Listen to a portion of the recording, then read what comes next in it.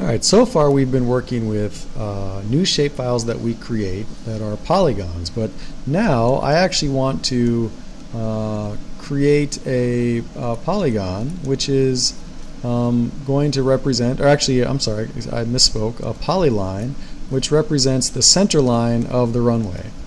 And so to do that, we'll go through the same process we did before to get a new shapefile going. We go to the catalog, we right click on our working folder, we go to new, and I apologize if this is a little bit out of frame, let me just move it a little bit. Right click on this guy, go to new, and then we go to shapefile, and we don't want a point this time, we want a polygon, and let's call this runway. And again, this issue of unknown coordinate system, actually we want it to be this one, and this is the same coordinate system that the original image, the background image had. So we say okay, and let me shift this guy back into the frame, and now we can see we've got a new layer over here. Although again, nothing exists in reality, or at least on our screen, until we start editing. So we want to start editing, and I click on this guy, and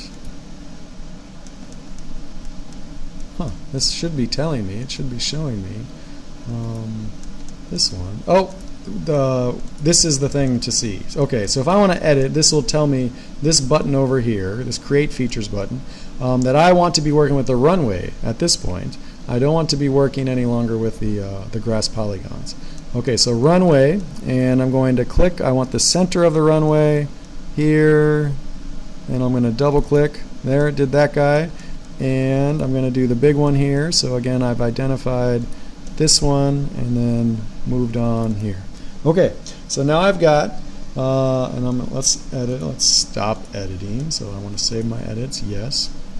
So I've got these two lines here, these purple lines. I can make them a little bit thicker. And if you want to change how these polygons are depicted, you can do a left double click on the symbol, and you can change the weight of it. If you increase the weight, it makes it thicker. You can change the color. Let's make this guy a bright yellow, and you can do the same thing with your grass, right? That's actually a pretty good grass color. Let's make it a little bit darker. Okay.